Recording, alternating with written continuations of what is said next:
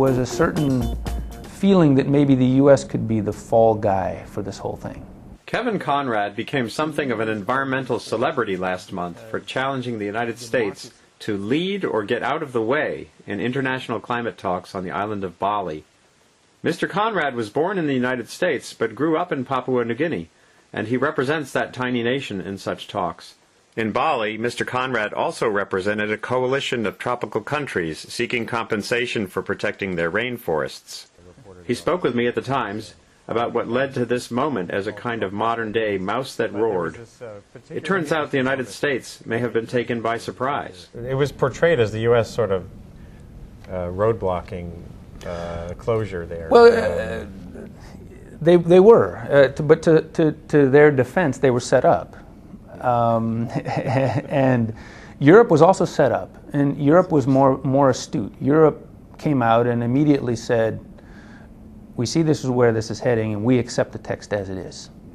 And the United States was more rigid, which is their typical negotiating position, and they basically said, we don't accept it. And then people started to intervene and try to find a solution. What prompted you to make the remark that got so widely quoted?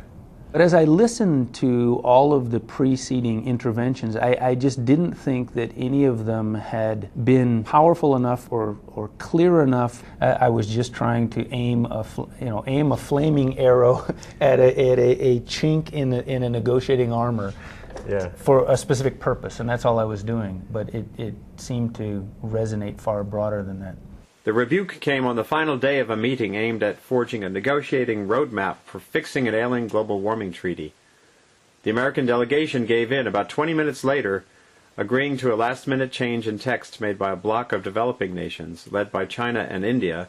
So now what next? There's a 2-year process underway now. Yes, and I'm, my hope is that the U.S. doesn't be vindictive in this process, and that we were all there for a collective good, and I was playing a role for the collective good. And we're sincere. Papua New Guinea is losing islands, losing things, but we have a role to play. We do have emissions that relate to deforestation. We want to do our part. We're not pointing fingers. So I think that collectively we as humanity have become more mature in this climate battle.